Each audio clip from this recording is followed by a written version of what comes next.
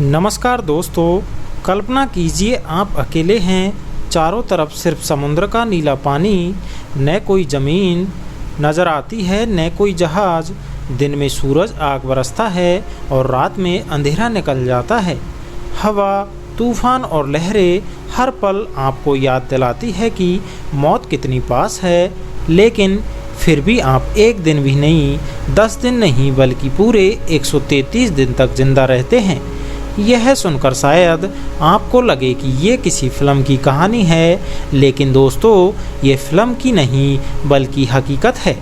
आज हम बात करेंगे पुन लिम की, उस इंसान की जिसने समुद्र में अकेले 133 दिन गुजारकर दुनिया को हैरान कर दिया था। यह कहानी है साल 1942 की। दुनिया उस समय दूसरे विश्व युद्ध की आग में जल रही थी। समुद्र के रास्ते पर हर तरफ खतरनाक युद्धपोत, पनडुब्बियां और बम थे। इसी युद्ध के बीच एक साधारण चीनी नाविक पुन लिम ब्रिटिश व्यापारी जहाज एसएस बेनोल्ड पर काम कर रहा था। एसएस बेनोल्ड एक कार्गो शिप था जो अमेरिका से अफ्रीका की तरफ जा रहा था। जहाज पर लगभग 55 लोग सवार थे। यात्रा सामान्य ही चल रही थी, लेकिन जर्मनी की पनडुब्बियों ने अटलांटिक महासागर में खतरनाक जाल बिछा रखा था। 18 नवंबर 1942 को ये तारीख पुन लिम की जिंदगी हमेशा के लिए बदलने वाली होती है। अचानक एक जर्मन यू बोट ने एसएस बेनोल्ड पर हमला कर दिया था। टॉर्पीडो का विस्फोट लाइफ बोट में भागे, लेकिन दुश्मन ने उन पर भी हमला कर दिया था और पुन लिम वो पानी में तैरते हुए किसी एक छोटा सा लकड़ी का राफ्ट पकड़ने में सफल रहता है। वो राफ्ट लगभग 8 बाई 8 का था, यानी बहुत छोटा, जिसमें कुछ ज़रूरी सामान पड़ा हुआ था, जैसे कि पानी की बोतलें, थोड़े बिस्किट, कुछ कैंड फूड, मछली पकड़ने का कांटा, रस्सी, एक छोटा पानी इकट्ठा करने का उपकरण। शुरुआत में पुन लिम को लगा कि शायद जल्द ही कोई जहाज़ या विमान उसे देख लेगा, लेकिन वो लगातार आसमान और पानी की तरफ देखता रहता है। लेकिन दिन बीतते गए और कोई भी उसकी मदद करने नहीं आता है। उसकी मानसिक स्थिति धीरे धीरे कमज़ोर होती जाती है। उसको धीरे धीरे खाना और पानी की चुनौती का सामना करना पड़ता है। जब राफ्ट पर चढ़े हुए कुछ दिन बीत गए थे तो पुन लिम ने महसूस किया कि उसका छोटा सा राशन बहुत तेज़ी से ख़त्म हो रहा है। कुछ बिस्किट, थोड़ी चीनी और 2-3 कैन फूड, ये सब मिलकर मुश्किल से हफ्ता 10 दिन ही चल सकते थे। सबसे बड़ी चुनौती होती थी पीने के पानी की। समुद्र का पानी खारा होता है और जहरीला भी होता है। उसे पीना मौत को न्योता देना जैसा होता है। पुन लिम जानता था कि अगर उसने गलती की तो समुद्र का पानी पी लिया तो डिहाइड्रेशन और बीमारी से वह जल्द ही मर जाएगा। इसलिए उसने अपना ध्यान बारिश के पानी पर लगाया था। राफ्ट पर पड़े छोटे छोटे कंटेनरों को उसने सजो कर रखा। जैसे ही बारिश होती वह उन्हें खोलकर पानी भर लेता। कभी भी वह अपनी शर्ट को और कपड़े फैलाकर बारिश की बूंदें इकट्ठा करता और फिर निचोड़कर उसे पी लेता। लेकिन बारिश रोज़ नहीं होती थी। कभी कभी लगातार 5-6 दिन तक बारिश की एक बूंद भी नहीं गिरती थी। ऐसे समय में प्यास बुझाने के लिए उसे बेहद ही अनोखे तरीके अपनाने पड़ते थे। वह रास्ते में मछली पकड़ने की भी कोशिश करता था। राफ्ट पर मौजूद मछली पकड़ने का कांटा और रस्सी उसका सबसे बड़ा सहारा बना, लेकिन समस्या यह थी कि उसके पास चारा नहीं था। तो उसने क्या किया? उसने अपनी ही छोटी छोटी चोटों से खून निकाला और उसे चारे की तरह इस्तेमाल किया। धीरे धीरे वह छोटी छोटी मछलियाँ पकड़ने में कामयाब हो जाता है। पहली बार जब उसने मछली पकड़ी तो उसके लिए वह किसी खजाने से कम नहीं थी। उसने उसे सीधा खाया क्योंकि आग जलाने का कोई तरीका नहीं था। सोचिए, कच्ची मछली नमक रहित बिना पकाए, लेकिन उस पल उसके लिए यह खाना किसी दावत से कम नहीं था। धीरे धीरे उसने इस तकनीक में महारत हासिल कर ली थी। छोटी मछलियाँ पकड़कर उसने अपने जीवन का आधार बना लिया था। पुन लिम ने सिर्फ मछलियों पर ही निर्भर नहीं रहा, वह समुद्र के ऊपर उड़ते हुए पक्षियों पर भी नजर रखता था। एक बार उसने चतुराई से एक छोटा सा जाल तैयार किया और उसमें एक पक्षी को फंसा लिया था। उस पक्षी का मांस उसने खाया और उसके खून को पानी की कमी पूरा करने में इस्तेमाल कर लिया था। पंख और हड्डियाँ उसने बाद में मछलियों को पकड़ने के लिए चारा बनाया था। यानी उसने हर चीज़ का उपयोग किया, कुछ भी बेकार नहीं समझा। सबसे मुश्किल थे वे दिन जब लगातार बारिश नहीं होती थी, उसका गला सूख जाता था, होंठ फट जाते थे।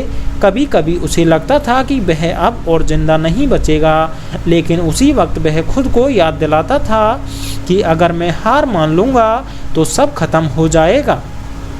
वह अपनी जीभ पर समुद्री पानी की हल्की बूंदें रखता ताकि गले को थोड़ी नमी मिल सके। हालांकि उसे पता था कि वह खतरनाक है, लेकिन जीवित रहने की मजबूरी थी। शारीरिक भूख प्यास जितनी बड़ी समस्या थी, मानसिक अकेलापन उससे भी ज़्यादा भारी था। दिन में कभी कभी उसे दूर क्षितिज पर जहाज या धुआं नजर आता था। वह घंटों हाथ हिलाता, कपड़े लहराता, लेकिन कोई नहीं देखता था। उस क्षण उसे लगता था मानो पूरी दुनिया ने उसे भुला दिया हो। कभी कभी वह खुद से बात करने लगता था, कभी राफ्ट पर पड़े सामान को इंसानों की तरह नाम देकर उनसे बात करता था। यह पागलपन नहीं था, यह उसका मानसिक सर्वाइवल मैकेनिज्म था। अगर वह चुपचाप बैठा रहता तो अकेलापन उसे पागल कर देता था। सिर्फ भूख और प्यास ही नहीं, समुद्र ने उसे कई बार मौत के करीब ला दिया था। तूफान और लहरें, शार्क का हमला, उसकी शरीर की हालत बहुत ही धीरे धीरे दिन हफ्तों में और हफ्तों महीनों में बदलते गए। उसका शरीर कमज़ोर हो चुका था, हड्डियाँ साफ दिखने लगी थी, चेहरा झुलस गया था, वजन बहुत कम हो गया था। लेकिन उसकी आंखों में एक चीज़ अब भी चमक रही थी, वो थी जीने की चाह। अब तक लगभग 3 महीने से ज़्यादा का बीत चुके थे। सोचिए, 90 से भी ज़्यादा रातें और दिन सिर्फ समुद्र के बीच अकेले। किसी भी इंसान की मानसिक स्थिति यहाँ तक कि आकर टूट जाती है, लेकिन पुनलिम ने हर दिन को ऐसे लिया जैसे ये आखिरी दिन न हो, बल्कि अगली सुबह की शुरुआत हो। उसने अपनी आदत बना ली थी, सुबह सूरज उगते ही आसमान और क्षितिज को देखना, मछली पकड़ने की कोशिश करना, बारिश होने पर पानी को इकट्ठा करना और रात में तारों को देखकर अपने मन को बहलाना। यह उसकी दिनचर्या और उसकी ज़िंदगी की डोर बन गई थी। 100 दिन के बाद उसका दिमाग कई बार उसे धोखा देने लगा था।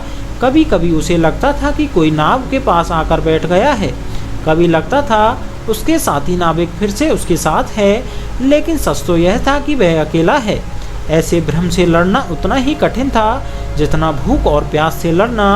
वह खुद को बार बार याद दिलाता था, यह सब दिमाग का खेल है, मुझे हकीकत पकड़ कर रखनी है। एक दिन उसे क्षितिज पर धुआं दिखाई देता है। उसने तुरंत अपनी शर्ट उतारी और उसे ऊंचा लहराने लगा। उसकी आंखों में आशा लौट आई थी, लेकिन जैसे ही जहाज पास आया वह बिना उसे देखे निकल गया था। सोचिए, 100 से ज़्यादा दिन समुद्र में अकेले गुजारने के बाद जब उम्मीद की किरण भी छिन जाए तो कैसा लगता है। उस पल उसने सोचा कि शायद अब वह कभी नहीं बच पाएगा, लेकिन उसी विचार ने उसे और मजबूत बना दिया था और उसने ठान लिया, अगर मुझे मरना भी है तो मैं आखिरी सांस तक कोशिश करता रहूँगा। और वो ऐतिहासिक दिन आ ही जाता है। 133वें दिन यानी 5 अप्रैल 1943 को आखिरकार किस्मत ने उसका साथ दिया। वह ब्राज़ील के तट के पास पहुंच जाता है। वहां कुछ मछुआरे मछली पकड़ रहे थे। दूर से उन्होंने एक छोटा सा राफ्ट देखा। पास जाकर देखा तो उनमें से एक ने कहा, ये तो इंसान है। पुनलिम उस समय इतना कमज़ोर हो चुका था कि सही से खड़ा भी नहीं हो पा रहा था। उसकी आंखों में थकान थी, शरीर पर हड्डियां साफ झलक रही थी, लेकिन वह जिंदा था। मछुआरों ने तुरंत उसे अपने नाव पर चढ़ाया, उसे खाना, पानी और कपड़े दिए। फिर उसे ब्राज़ील के तट पर लाया गया, जहां उसे डॉक्टरों ने उसका इलाज कर दिया था। जब यह खबर फैल जाती है कि एक इंसान ने समुद्र में अकेले 133 दिन गुजारकर जिंदगी बचाई है, तो पूरी दुनिया हैरान रह जाती है। अखबारों में उसकी कहानी छपने लगती है। ब्रिटिश सरकार उसे सम्मानित भी करती है। नेवी और एयरफोर्स ने उसकी तकनीक सीखने के लिए उससे इंटरव्यू भी लिए थे।